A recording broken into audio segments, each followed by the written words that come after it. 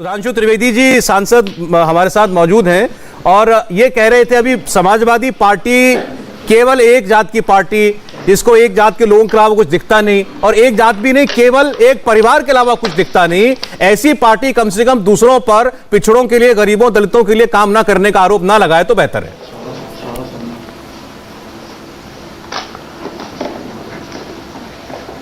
अब ये दुर्भाग्य है कि इस देश में जातियां सबके सिर चढ़ के बोलती हैं।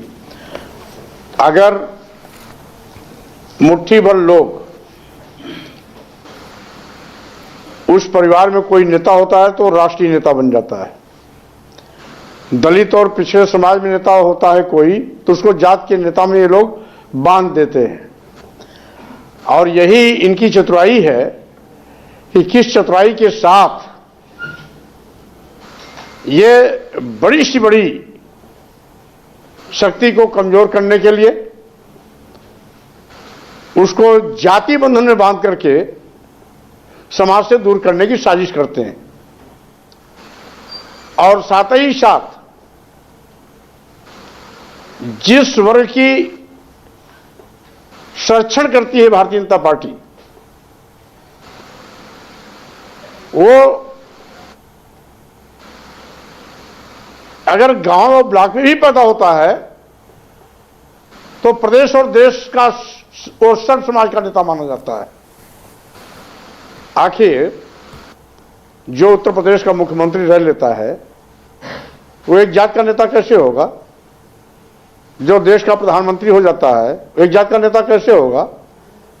यहां तक कि गांव का प्रधान भी जात के आधार पर नहीं बनता है। चुनाव में सबका साथ लेना ही लेना पड़ता है। और इन लोगों की सोच की बलिहारी है कि ये तो जात के आधार पर हमेशा फायदा उठाए हैं। जात के आधार पर मंदिर में फायदा उठाए, जात के नाम पर कुर्सी में फायदा उठाते हैं, जात के नाम पर अभी अभी अनुसूचित जाति, जनजाति और पिछड़े वर्गों के आरक्षित पदों पर सामान्य वर्ग के लोगों को भर दिया गया। कहीं चिड़िया चू तक नहीं की। अगर कहीं सामान्य वर्ग के हक में 1% कटौती होती तो पूरे देश और प्रदेश में आग लग जाती। लेकिन पूरा का पूरा अभी 69,000 शिक्षक भर्ती में 19,000 आरक्षित पदों पर सामान्य वर्ग के लोगों को नियुक्ति पत्र पकड़ा दिया गया।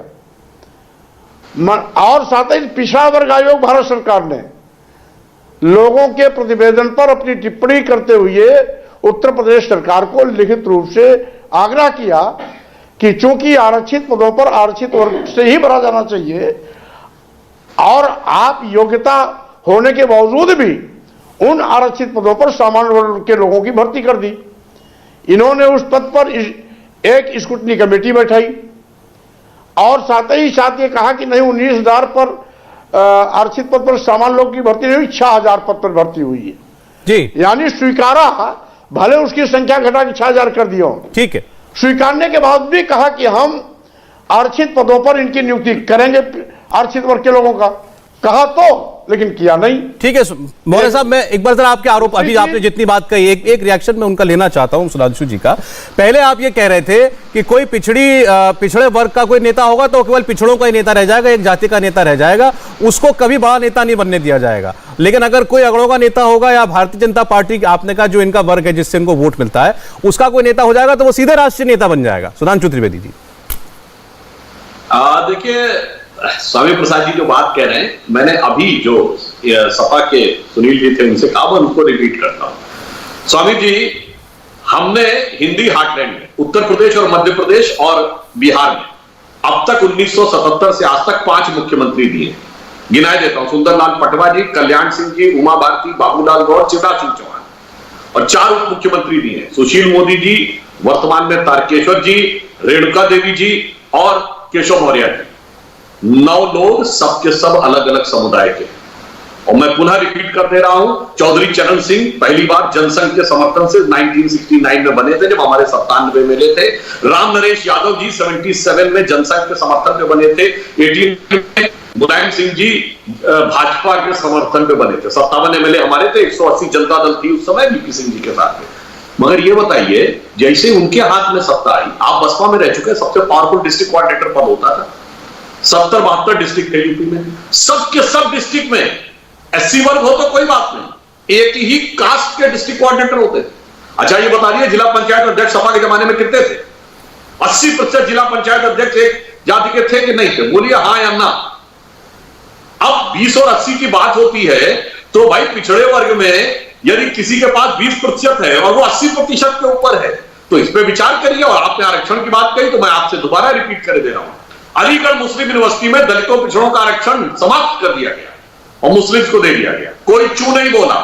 जामिया मिलिया इस्लामिया में दलितों पिछड़ों का आरक्षण खत्म, मुस्लिम्स को दे दिया गया, कोई चू नहीं बोला।